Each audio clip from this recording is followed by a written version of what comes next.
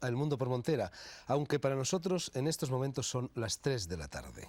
El programa que hoy vamos a ver no se emite en directo como de costumbre, sino que se grabó el lunes 23 de octubre. En los días inmediatamente anteriores a esa fecha, la Universidad de Bilbao había organizado una serie de actividades culturales en torno a la figura del escritor alemán Junger, último representante vivo de lo que fue la gran literatura europea. Y entre las personas que acudieron a esa cita en la capital de Vizcaya, además del propio Junger, al que se le confirió el doctorado honoris causa por la citada universidad, figuraba el doctor Albert Hofmann, químico de profesión y naturalista por afición. Lo que se dice un mito de nuestro tiempo, un hombre de alcance, fama y talla universal. Por muchas cosas, pero sobre todo porque el doctor Hofmann sintetizó allá por los años 30 en los laboratorios Sandoz de Basilea la diatilamida del ácido lisérgico, descubrió lo que hoy conocemos con el nombre de LSD y provocó uno de los mayores fenómenos o cataclismos, según se mire, culturales y contraculturales de la historia universal. No podíamos desaprovechar la oportunidad de traer al Mundo por Montera a este nuevo Pitágoras, a este octavo sabio de Grecia, y de ahí que hayamos renunciado, otra solución no era posible a lo que en la jerga televisiva se llama el directo. Albert Hofmann tiene en estos momentos 84 verdes años entre pecho y espalda y, como van a comprobar enseguida, está hecho una rosa. Es suizo de habla alemana y en alemán. Vamos a entendernos con él gracias a los servicios de traducción simultánea, y fue Antonio Escotado, autor de esta historia de las drogas en 3 volúmenes recién aparecidos y tertuliano habitual en El Mundo por Montera, quien consiguió traer a Hofmann a este programa, de modo que es justo que sea también Escotado quien nos lo presente, aunque sea por poderes. Tengo aquí una larga e interesantísima entrevista con Hofmann, firmada por Escotado y publicada por la revista El Paseante, y esa entrevista empieza con lo que ahora, a guisa de presentación de nuestro principal invitado en el día de hoy, voy a leerles. En el otoño de 1977, una muchedumbre llenaba el aula magna de la Universidad de California en Santa Cruz y sus inmediaciones, con el rostro pegado a las ventanas o el oído atento a los altavoces que difundían las ponencias de distintas celebridades en un simposio internacional. Un hombre de mediana edad, aparentemente, sencillo traje gris y corbata, se abrió paso con dificultad hacia la mesa, donde distintos micrófonos florecían como ramas de un arbusto metálico. Cuando las ovaciones se serenaron, el llamado padre de la era psicodélica desplegó unas cuartillas y empezó diciendo: «Temo decepcionarles, quizá esperaban a un gurú. En vez de eso se les presenta un químico». Y, en efecto, el químico ha acabado sugiriendo, este químico, un concepto del mundo, la metáfora del transmisor-receptor, seguramente hablaremos de ella en el curso del programa, que pronto aparecerá en castellano bajo forma de libro. Hofmann nació en el cantón suizo de Aargau en 1906, en el seno de una familia humilde que quedó desamparada por la muerte prematura del padre. Pasó su adolescencia en el banco de taller de una fábrica como primogénito responsable de los suyos, pero le fascinaba la investigación científica y cursó simultáneamente estudios de química en Zúrich, que terminó en un tiempo récord y con premio extraordinario, culminando esa carrera con una tesis doctoral que hizo época al describir por primera vez la hasta entonces enigmática estructura de la quitina. Los años duros quedaban atrás y, siendo fiel a una vocación ya sentida desde niño, la de conocer los principios activos de las plantas, aceptó un puesto de investigador en el pequeño laboratorio que era Sandoz por entonces. Allí permaneció hasta su jubilación, con hallazgos que contribuyeron notablemente a hacer de esa empresa un gigante farmacológico mundial. Fruto de esos años fueron descubrimientos que Hofmann llama comerciales, tranquilizantes y analgésicos, alternados con otros que le permitirían desarrollar fármacos todavía insustituibles en obstetricia y neurología.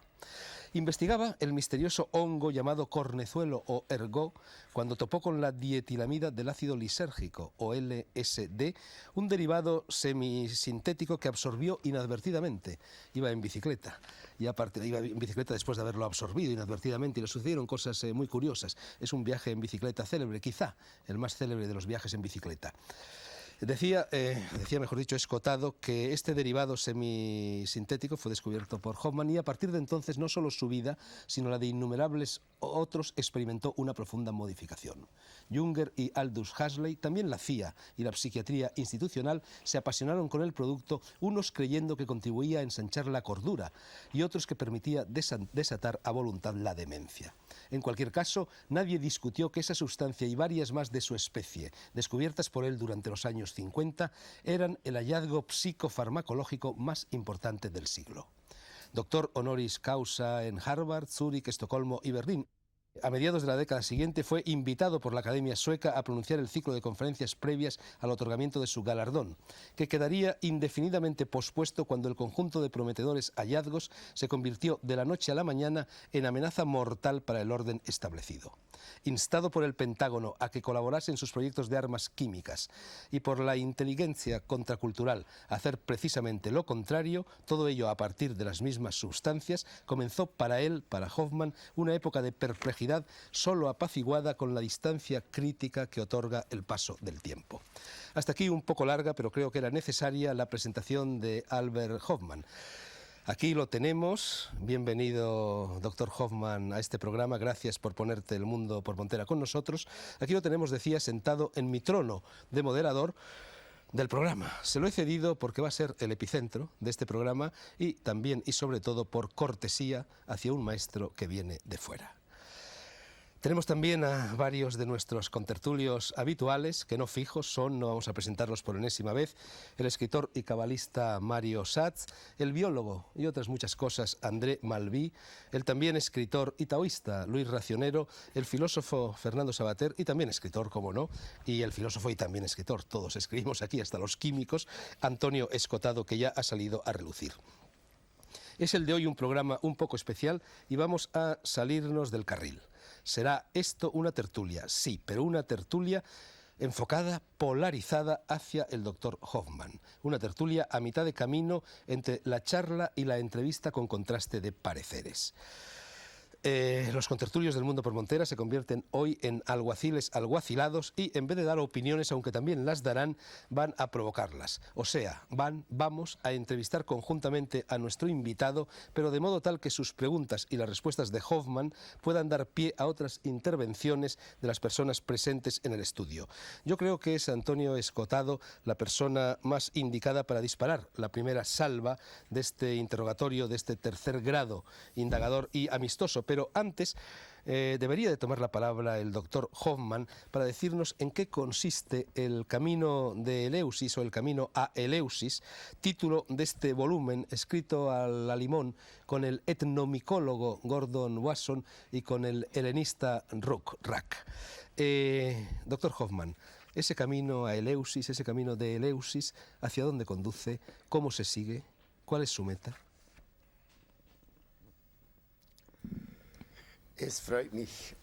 Me alegra mucho tener ocasión de poder hablar sobre LSD sirviéndome de Eleusis. A lo largo de milenios, Eleusis ha sido el centro espiritual más importante de la antigüedad griega. Los misterios de Eleusis tienen su origen en la diosa del grano, la diosa Demeter. Ella originó estos misterios como agradecimiento de haber vuelto a encontrar a su hija Perséfone. Perséfone había sido secuestrado por Hades, el dios del Tártaro.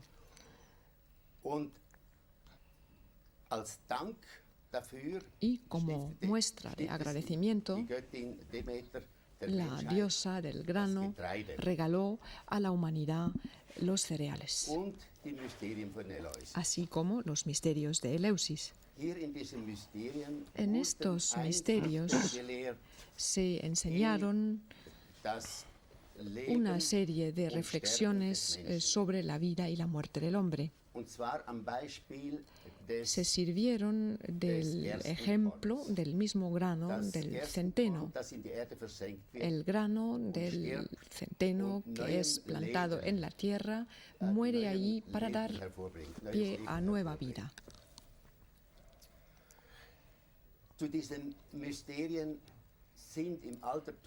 Forman parte de estos misterios toda una serie de personajes conocidos en la antigüedad: Píndar, Cicerone, Platón. Todos estos personajes fueron allí en peregrinaje y les estaba prohibido decir lo que ellos habían visto. Era un secreto. Pero lo que sí les estaba permitido era contar cuál era la importancia que para ellos tenía el misterio de Eleusis. Y de forma unánime, todos manifestaron que allí les había sido permitido comprender los mismos inicios de nuestra vida y también habían logrado vislumbrar el final de la vida. Habían empezado a entender de dónde venían y a dónde iban. Se sabía que los adeptos que peregrinaban a Eleusis, después de largos preparativos, al final de su viaje recibieron una bebida sagrada.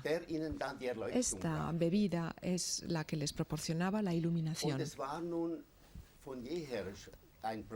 Y de siempre había sido un problema para los investigadores y para la ciencia el averiguar los ingredientes de esta bebida sagrada capaz de iluminar la mente humana.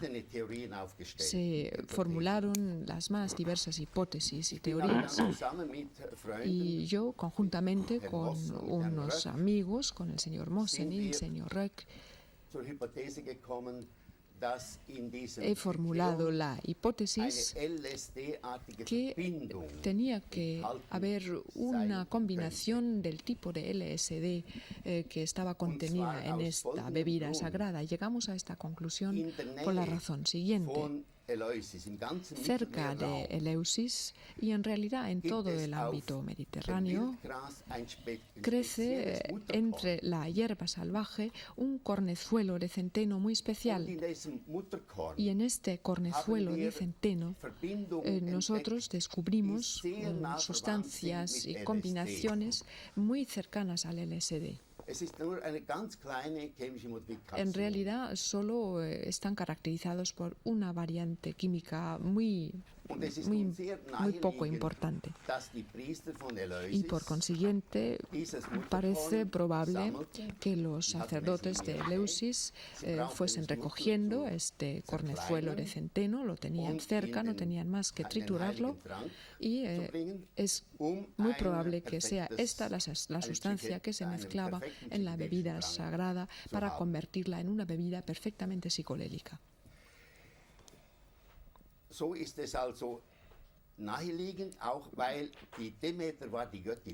Por otra parte, hemos dicho que la diosa Demeter era la diosa del grano, y esta es una razón de más por la que el principio activo de Eleusis posiblemente proceda del grano. Hasta ahora, por parte del mundo de la ciencia, todavía no ha habido ninguna voz de oposición en contra de esta teoría. Parece ser, por consiguiente, que esta hipótesis es más que probable. Antonio, ecce homo, pero antes de formularle la primera pregunta me gustaría, tú, que fuiste el primero de todos nosotros que lo conoció y que además lo has visitado en su casa, en la cumbre de una montaña suiza, de una colina suiza que linda ya con Francia, que evocaras un poco cómo es Albert Hoffmann, cómo lo conociste, cómo vive. Bueno, yo leí el libro LSD Mein Sorgenkind, que aquí se ha traducido por testimonio de su descubridor, pero que se debía traducir por mi problemática criatura, LSD, mi problemática criatura. Y bueno, él era un hombre mitológico para todos nosotros desde los años 60 o así, pero al leer el libro saqué en clara conclusión que además de ser un químico era un humanista, era un poeta, era un visionario. Entonces le escribí. Tuvo la cortesía de contestarme. A mí me tocaron unos contratos de traducción por Viena y a la vuelta de un contrato conseguí una pequeña reunión en Basilea, y a partir de ahí hemos seguido viéndonos. Esto era unos 6 años aproximadamente, y bueno, a los 3 años o así tuve el honor de hacer el viaje para llegar a su casa, porque su casa es el primer viaje del conocimiento de Alberto. Se pasa por muchos sitios, por cañadas profundas, por pastos maravillosos, con lustrosas vacas. Se ven esas casas todas de madera de Suiza. Y él arriba tiene una casa, pues, como de Frank Lloyd Wright, pero en un escenario, pues, de la Suiza de Guillermo Tell. Tiene una piscina dentro, pequeña piscina, donde él se baña. Es una delicia permanecer allí. Y bueno, ya que me toca el primero en el turno de preguntas, me gustaría recordar una parte, un capítulo del último libro del doctor Hoffman, de muy difícil traducción al castellano, y estamos luchando a ver qué traducción le ponemos al título, donde él dice que estos estados alterados de conciencia, o estos estados de conciencia alterada, según se quiera decir, pueden ser útiles no solo en el sentido habitual de hacer frente, como la psiquiatría, a traumas, sino de una forma, digamos, cotidiana.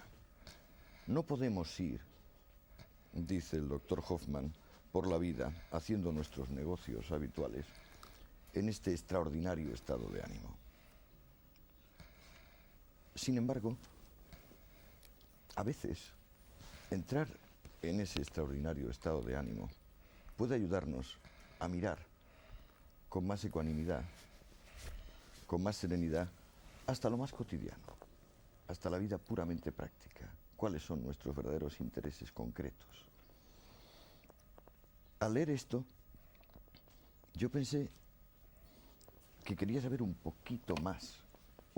poco más, de que no podemos ir por la vida en este extraordinario estado de ánimo, y sin embargo no podemos ir por la vida sin que alguna vez tengamos este extraordinario estado de ánimo.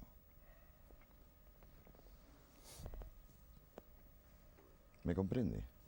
Ja, sicher. Sí, naturalmente.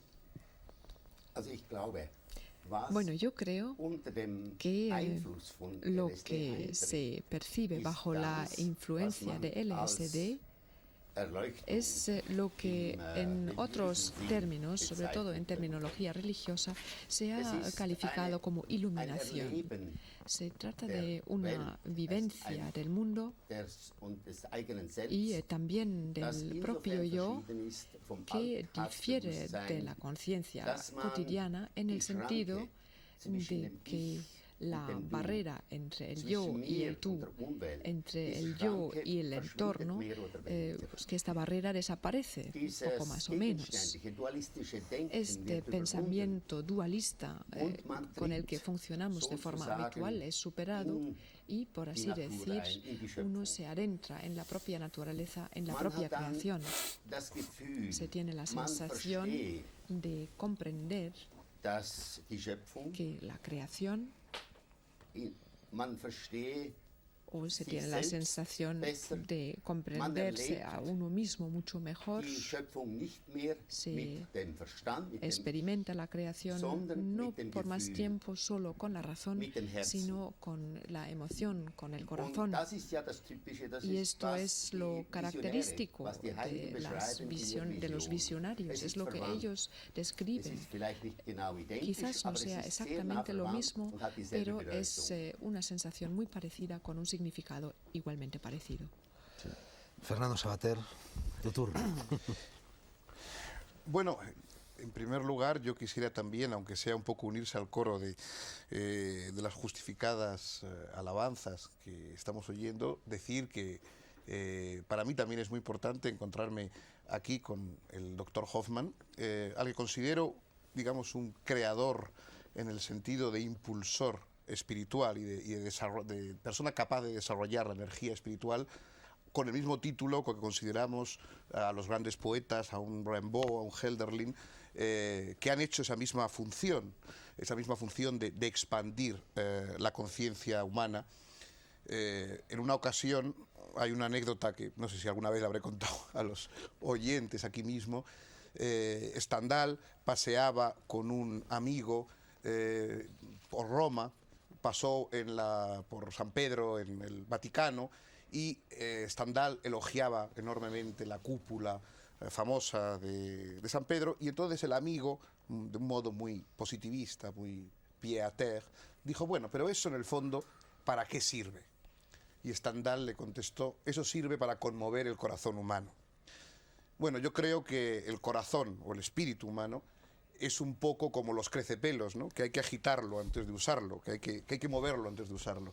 Y el arte es uno de los estimulantes que sirven para agitar el corazón humano, y el doctor Hoffmann también, yo creo que le debemos uno de esos estimulantes para agitar y para utilizar el corazón humano, de los más importantes, de los más interesantes que nuestro siglo ha visto.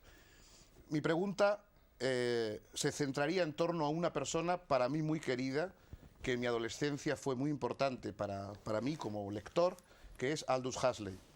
El doctor Hoffmann conoció bien a Huxley, incluso fue la persona que le proporcionó y que le introdujo, digamos, en el tema de la apertura de las puertas de percepción, a lo cual Huxley dedicó tantas páginas importantes, y creo que finalmente incluso le asistió en el momento de su muerte, al final, como Huxley quería. Me gustaría que, si brevemente él pudiera contarnos algo de su relación con Huxley, yo se lo agradecería mucho.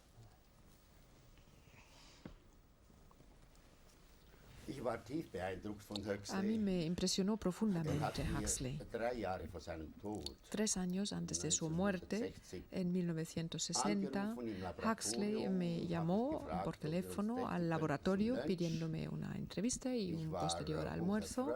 A mí me alegró mucho esta invitación porque ya tenía conocimiento de sus obras, Las puertas de la percepción y Heaven and Hell. Y así, efectivamente, nos reunimos en Zúrich, y él me contó que estaba trabajando en su novela Island. Y en esta novela, me decía, se mencionaba una droga muy especial. En esta isla se describe cómo un contorno antiguo es impregnado por la tecnología moderna. Un científico llega a esta cultura antigua y esta, por así decir, entra en un matrimonio con la tecnología moderna.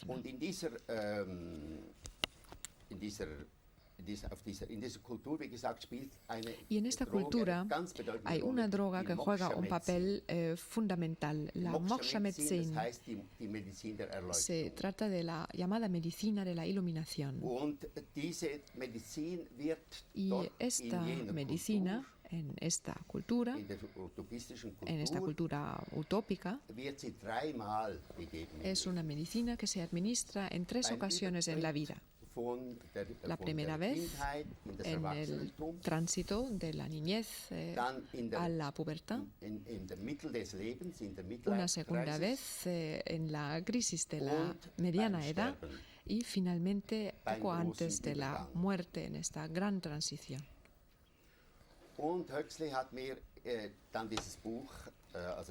A continuación, cuando Huxley terminó su libro, me lo regaló y me lo dedicó. Escribió a Dr. Hoffmann, al descubridor original de la Moksha-Medizin. Y efectivamente, Huxley, aquello que describió en su novela, es lo que él ha vivido en su propia vida.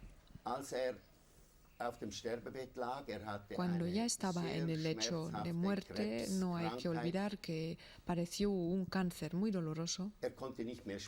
Ya no era capaz de hablar.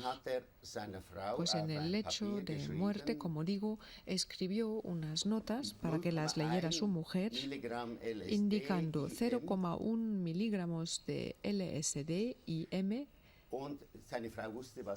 Su mujer sabía lo que significaba.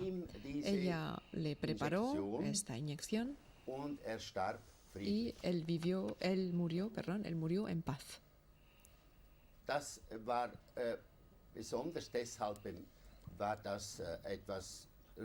Esta experiencia tenía algo conmovedora porque con ella Huxley mostraba que lo que él había descrito en su obra como un literato, como filósofo, era algo que él estaba dispuesto a vivir en su propia vida. Luis Racionero, tú nos has traído precisamente este libro de Aldous Huxley, Moksha, sí, que habla de lo que nos acaba de hablar Albert Hoffman. Exactamente. Tu pregunta, Luis, por favor. Sí, claro, a mí me interesa enormemente el señor Hoffman porque hasta el LSD yo había creído que el conocimiento consistía, bueno, en leer libros, en hablar con personas ilustradas y por tanto ir acumulando información. Con el LSD yo me di cuenta que el conocimiento, aparte de ir llenando el cerebro, podía ser poner el cerebro en otro estado. Es decir, yo creo que a veces se evoluciona más si uno pasa de un computador a otro más grande o de un programa a otro que llenando el mismo computador de más y más información. Es ese salto cualitativo el que desde luego me interesó enormemente al probar el LSD.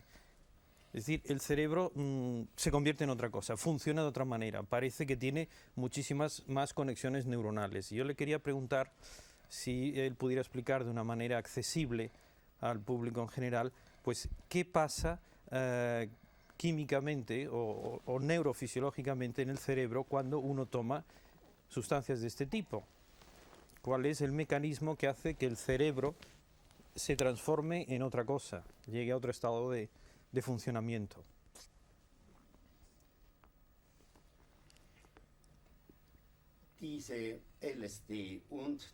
El LSD y también todas las sustancias afines, sustancias, por ejemplo, procedentes de las drogas mexicanas, mescalina, psilocibina, por ejemplo. Estas sustancias tienen una estructura química que está muy relacionada con los llamados neurotransmisores, hormonas cerebrales muy normales y que juegan un papel muy importante en la estructura química de nuestra propia psique. Se puede explicar el proceso de la manera siguiente. El LSD y los otros productos psicodélicos ejercen una función estimulante para la función cerebral. Actúan en las más diversas direcciones. La vivencia emocional es una de las vivencias que se estimula. Se estimulan también las percepciones, los colores se vuelven más intensos, la audición también se ve estimulado, prácticamente toda la percepción sensorial aumenta, se intensifica.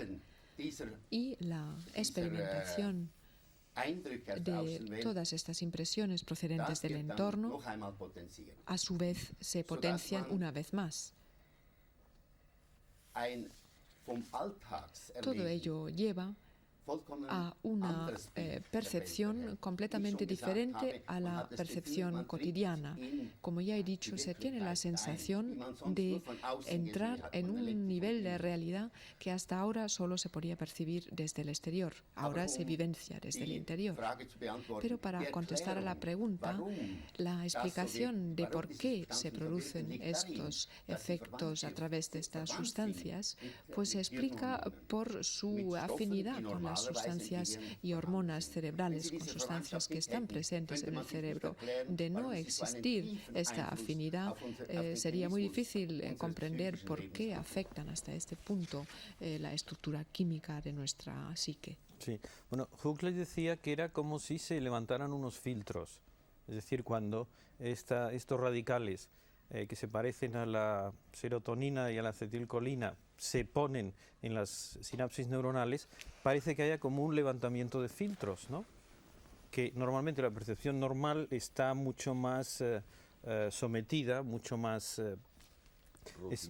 rutinarizada, espesa, como si hubiera, pues eso, realmente unas pantallas, unos filtros que fueran los que nos mantienen en este estado, y que al entrar estas sustancias, estos filtros se levantan. ¿Esto químicamente cómo sucede?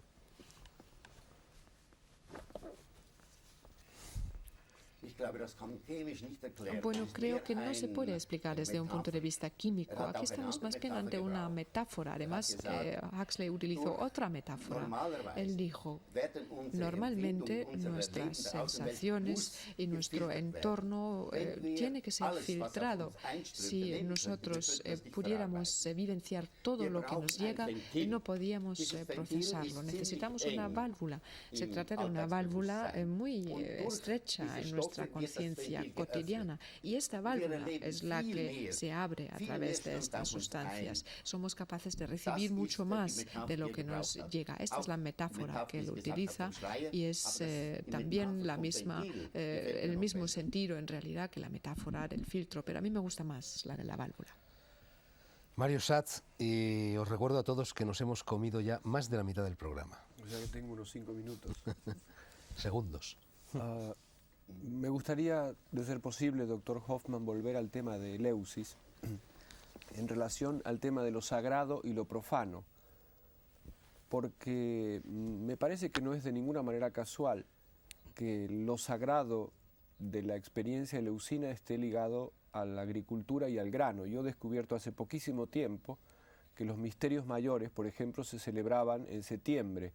Septiembre está bajo la constelación de Virgo, y Virgo tiene como imagen tradicional a una mujer que sostiene una espiga.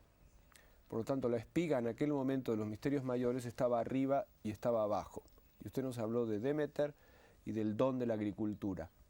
Si aquella era una experiencia sagrada, y hipotéticamente está ligada al cornezuelo del centeno, y estamos en un momento en que se plantea el problema de la legalización o no legalización de las drogas, de otras, e inclusive de esta misma droga, me preocupa saber por qué en ese siglo clásico, supongo que fue la época de Pericles, se planteó el problema de censurar a un grupo privado de personas que había, no sé si usted recuerda en el libro, celebrado el mayor de los misterios privadamente, como si aquello maravilloso que veían los peregrinos a Eleusis solo pudiera ser sagrado en la medida que fuera colectivo, ritual, trascendente y no individual y en cierto modo profano. Es que la experiencia capital que provocan las drogas tiene que estar ligada a lo sagrado. ¿Es necesario?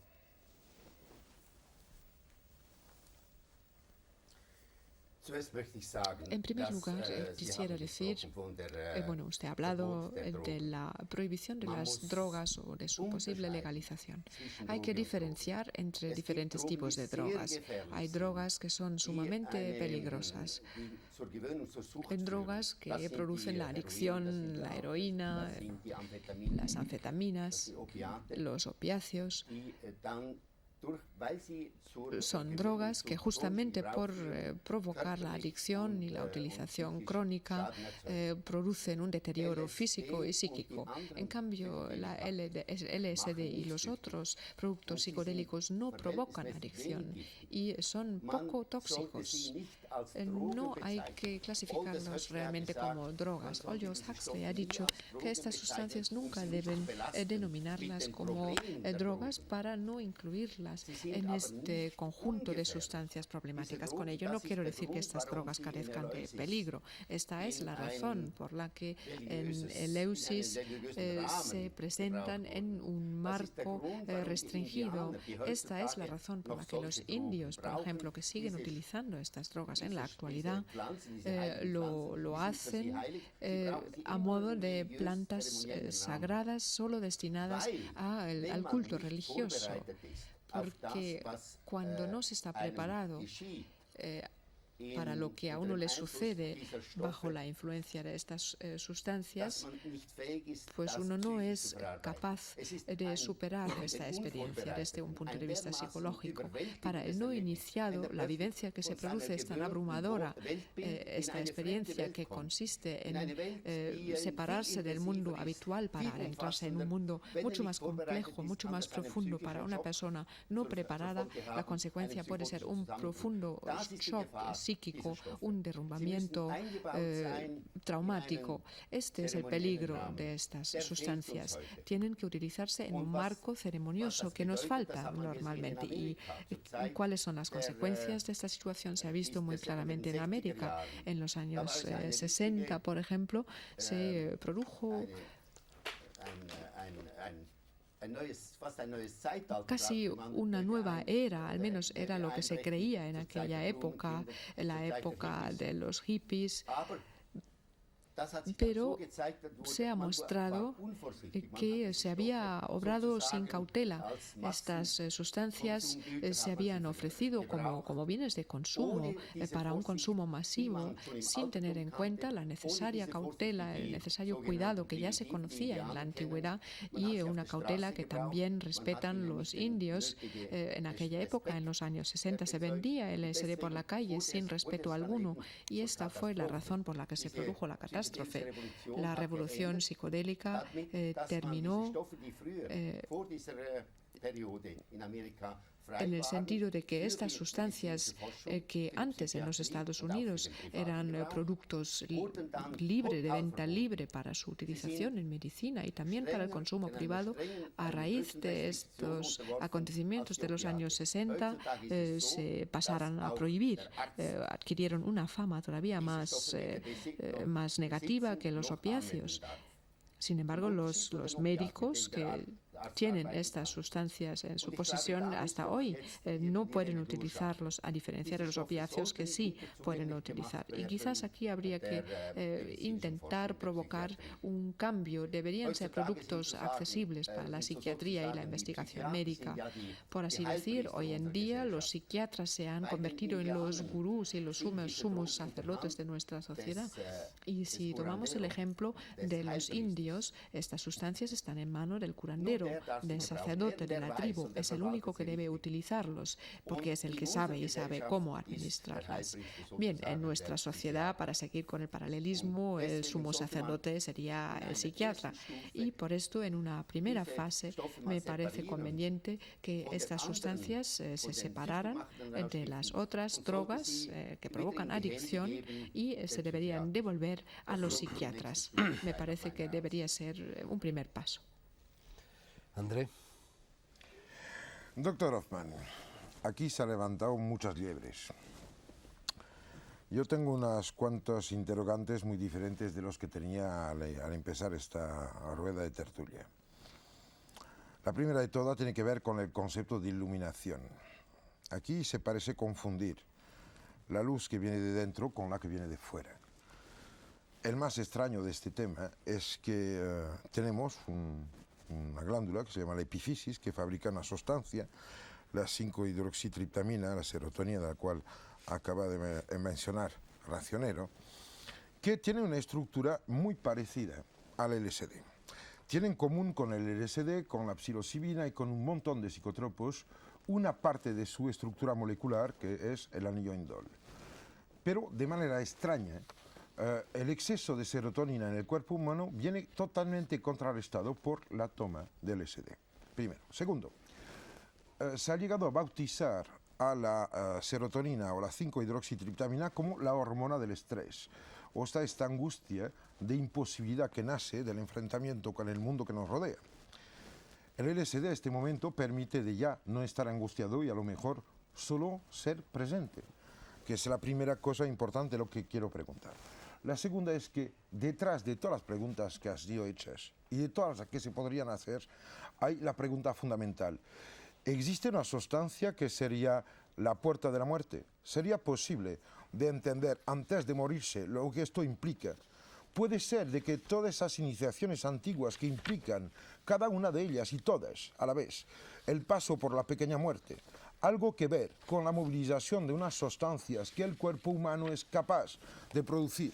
Sería posible de que todas las síntesis que se puedan hacer sean solo símiles, reproducciones o intento de parecido con algo que podemos nosotros hacer.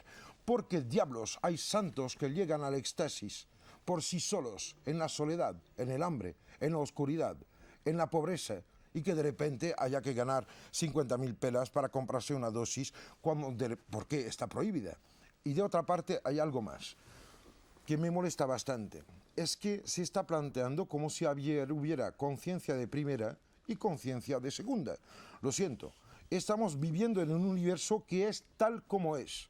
Y de momento el único problema que tenemos es tener que aguantarnos con la limitación sensorial en la cual vivimos.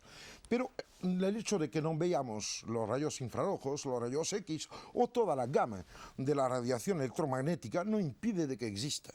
En realidad es la pelea de un ciego frente a los cuadros de Goya. Y a mí me encantaría saber si acaso no habría que diferenciar las sustancias que permiten ser más lo que somos y ayudar a que el universo en el cual estamos sea más lo que es, y sustancias que lo alteran.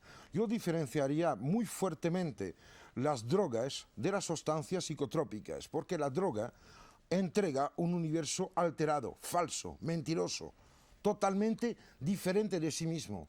Y las sustancias como las que usted ha pasado a la historia en 1943 son las que abren hacia nosotros mismos y a través de nosotros hacia todo el resto, el mundo, la gente, la vida y probablemente la muerte, porque los trabajos del doctor Larcher sobre estimulinas biogenes que implican alteración de núcleo indol para que puedan aparecer me parecen muy interesantes. ¿Qué le parece? ¿Existe una droga de la muerte? ¿Puede ser que la éxtasis, puede ser que la luz pueda salir de alguien? ¿Es cierto de que Teresa de Ávila tuvo el corazón atravesado por una luz tan fuerte que llegó físicamente a dejar una herida?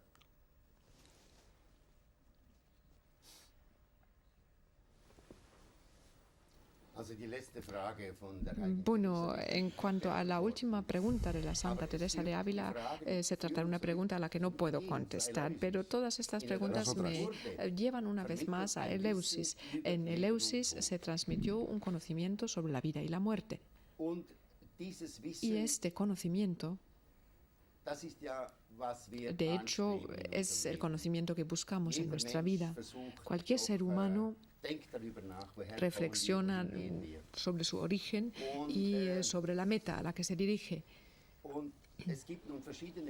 Y hay diferentes métodos para llegar a una contestación, diferentes métodos para lograr unos conocimientos más profundos, métodos como la meditación, los diferentes ejercicios del yoga, el aislamiento al que se han sometido muchos de los llamados santos. Y también existe la vía por las sustancias psicodélicas, pero no es más que un camino para ayudarnos en esta búsqueda. Y de hecho, muy a menudo las vivencias bajo la influencia de LSD y otras sustancias psicotrópicas se describen como una muerte y un resucitar. Hay una fase en la que se experimentan unas vivencias muy sombrías, fases que podrían describirse como una sensación de muerte, pero al final de esta vivencia vuelve la luz y es justamente lo que muestra Eleusis, a saber, el abandonar el mundo habitual. Pues este abandono, esta separación del mundo cotidiano, pues puede equipararse a una sensación de muerte. Se abandona lo que uno conoce como el mundo, este mundo cambia y durante un momento se tiene la sensación de estar perdido, pero a continuación uno entra en un nuevo nivel de conciencia con la sensación de haber integrado la conciencia cotidiana dentro de esta nueva conciencia. Se experimenta una nueva dimensión y una nueva conciencia de la realidad. Mira, la mejor manera de morir es la de dejar de vivir, evidentemente. Sin embargo, el hecho de poder experimentar, mientras el cuerpo vive, la muerte, como el acabar una cierta trayectoria, pero solo implicando la mente, la capacidad que tenemos de ser consciente de nosotros mismos y de lo que nos rodea. Yo y el gran otro, este universo con el cual estoy dialogando siempre, pasa evidentemente por prótesis. Yo creo que las drogas son prótesis y que hay prótesis que obligan a caminar torcido y otras que ayudan a caminar recto. El fundamento de mi pregunta era de saber si el LSD, el dietilamido de ácido metildelisérgico, ayudaba a caminar recto o solo nos enseñaba uno de los varios caminos que permiten rodear la existencia recíproca de este gran otro y de cada uno de nosotros.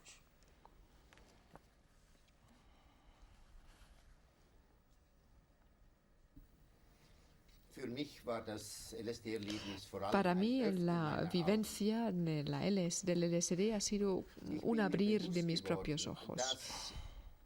Yo he tenido de repente mayor conciencia de que la creación puede vivenciarse de un modo mucho más grande, mucho más hermoso de cómo la solemos percibir.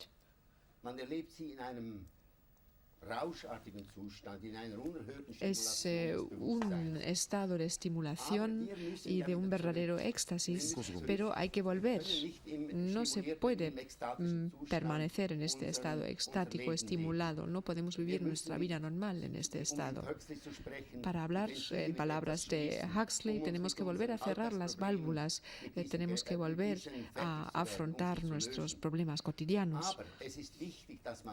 Pero es importante saber que detrás de la barrera de nuestra vida cotidiana se oculta un mundo mucho más amplio, mucho más profundo y divino. Una pregunta sin respuesta necesaria. Muy breve, ¿Quién André. murió cuando usted nació y quién nacerá cuando usted muera? No se contesta esto y dejo la palabra.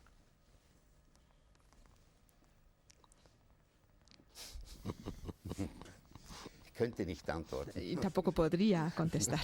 Ni hace falta.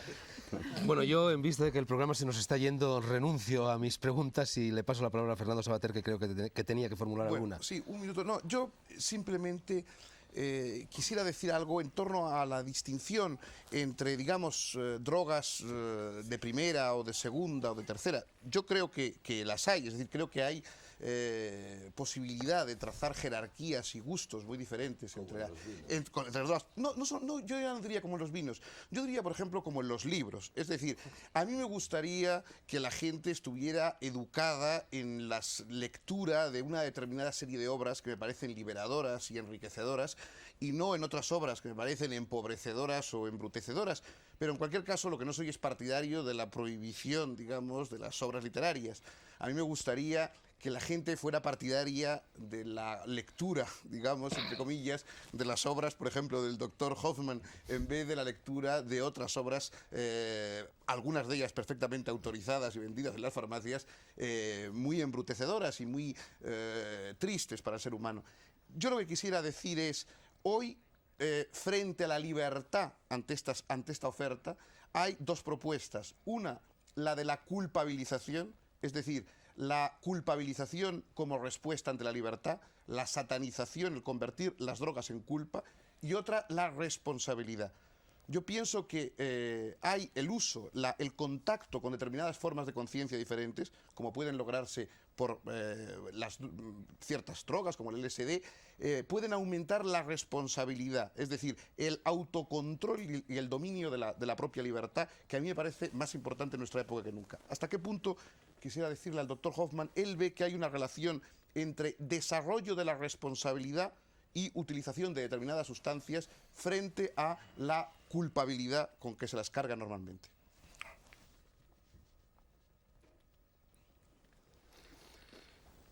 Ich glaube, es ist sehr wichtig, dass man sich bewusst ist, que dass uno das comprenda perfectamente ein Abenteuer ist. que La utilización de las drogas es una aventura, porque la entrada en otros niveles de conciencia, ya sea a través de la meditación o productos psicodélicos como el LSD, siempre implica un atrevimiento. Pero creo que deberíamos dejarlo a la libre responsabilidad del individuo. Él debe ser quien decide cuál es la vía que quiere utilizar para lograr una mayor comprensión de los grandes misterios de nuestra existencia.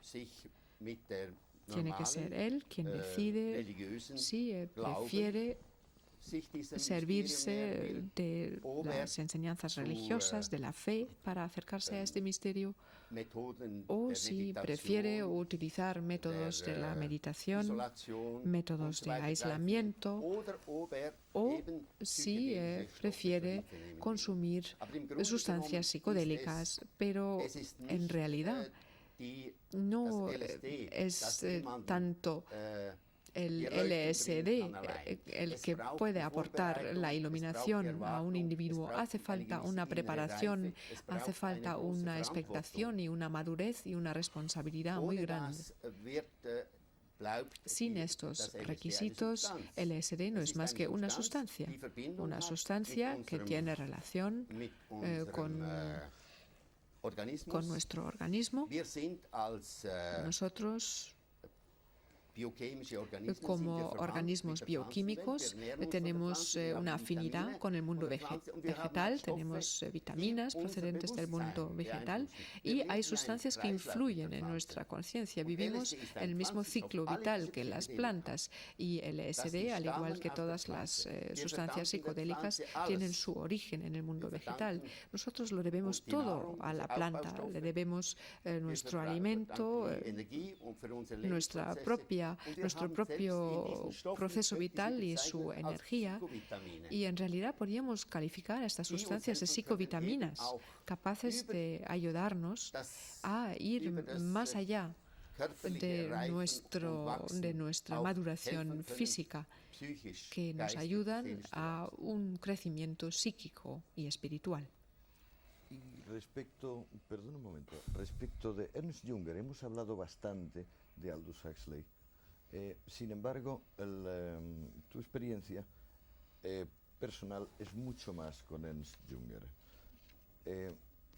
¿Hay alguna diferencia de matiz entre la descripción del estado psicodélico o psiquedélico en Huxley y la experiencia de estos mismos productos en Jünger? Claro, uno alemán y otro americano.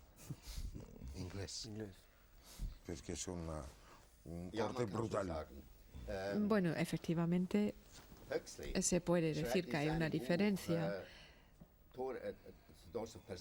En su obra Las puertas de la percepción, Huxley escribe que estas sustancias psicodélicas deben sustituir el alcohol y la nicotina en nuestra sociedad, es decir, las propaga como bienes de consumo masivo. Jünger, sin embargo, es mucho más cauteloso. Él adopta un discurso como en Eleusis. Se trata para él de drogas sagradas. Él piensa que primero debe ser una élite la que hace uso de estas sustancias. No pueden ser sustancias de consumo masivo. Requieren la preparación, como hemos dicho, requieren un sentido de responsabilidad. Y Jünger afirma, es suficiente si se preparan determinadas vías y a partir de ellas puede tener lugar una cierta propagación de su uso, pero nunca pueden ser utilizados de forma masiva, indiscriminada. No son productos sedantes o estimulantes como el alcohol, la nicotina o las drogas propiamente dichas, la cocaína por una parte con sus efectos estimulantes o los opiáceos con su efecto sedante. Nosotros lo estamos viendo. Estas sustancias sí que han adquirido un carácter de producto masivo, pero las sustancias de las que estamos hablando aquí, los productos psicodélicos, ya sabemos desde la antigüedad, de las antiguas culturas, son productos que solo deben ser manejados por pocas personas. Cualquiera, al sentir realmente la vocación de una experiencia más profunda, debería tener la posibilidad de acceder a ella. Pero hoy es muy difícil encontrar la manera de llevar a la práctica esta enseñanza. Nos falta eleusis, no tenemos estos misterios. Lo único de lo que disponemos hoy en día, en lugar de sacerdotes al estilo de la antigüedad, son los psiquiatras. Es posible que bajo la guía de un psiquiatra alguien intente encontrar una experiencia de ese tipo.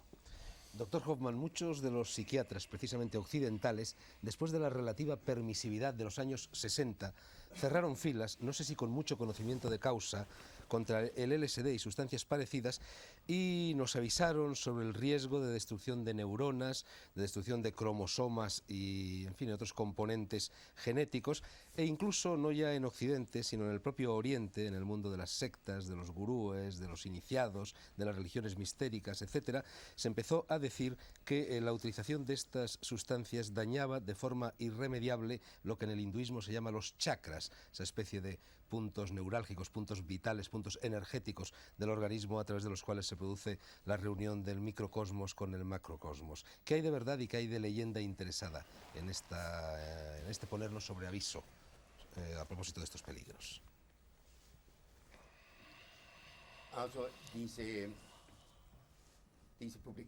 Bueno, estas publicaciones indicando de que LSD trastorna la masa del globo terráqueo y por ello influye negativamente en los cromosomas, pues es una afirmación errónea, como se ha mostrado científicamente.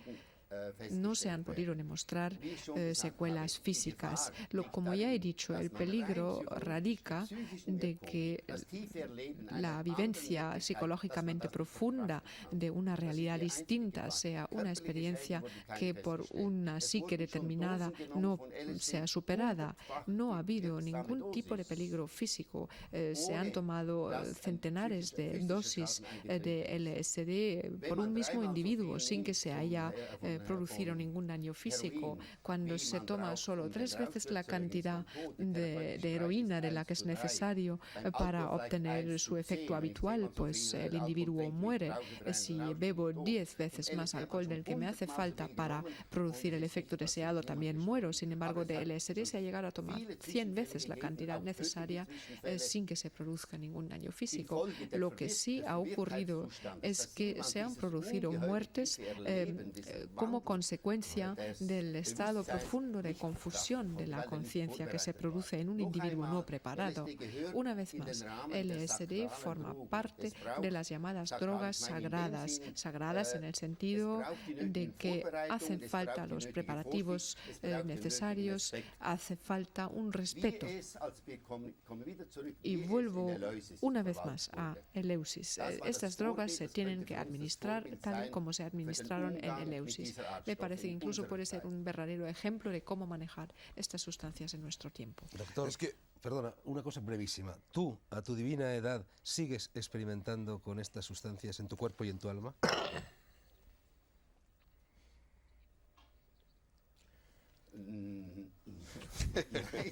No.